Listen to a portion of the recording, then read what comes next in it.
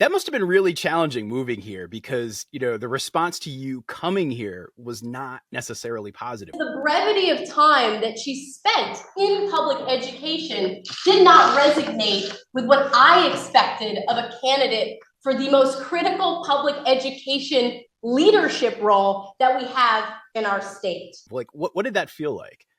So I understood when I moved here that I was coming in a really challenging situation for Vermont, where the state was really trying to think about how do we strengthen our public education system.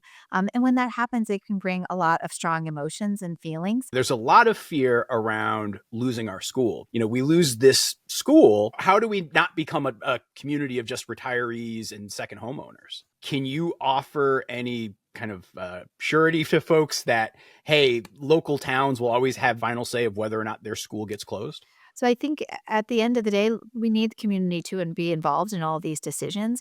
But something we've also heard is it's really hard to make these decisions at a local level and it needs to be fair. And so we often hear communities talk about we'd like to do this type of work, but if we're doing this and the town over isn't doing it, is that fair that we're having to go through this process? So part of the So is that a conversation. no? So it's a yes and, right? I think the state can have an opportunity to identify what are some of the criteria or the guardrails as you go into this work, and then engaging the community in that process as well.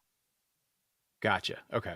So I'm sorry, I'm just unclear on that. So when you say it's a yes and, that means that the local towns won't necessarily have the final say, but their input's going to be incorporated. Is that what you're saying? I just want to make sure I don't misunderstand what you're saying.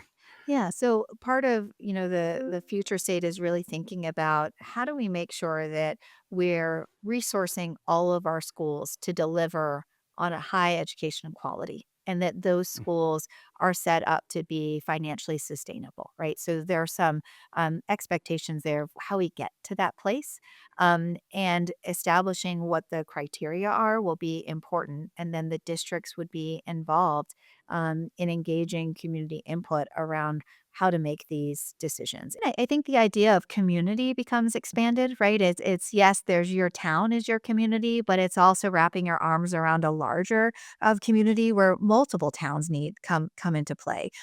So it is a different way of thinking, and it is creating kind of more shared ownership of a larger group of communities. What you're describing is such a radically different way than most Vermonters think about, quote unquote, their community Mhm. today. I recognize it's a shift, but I think we need to kind of engage in the dialogue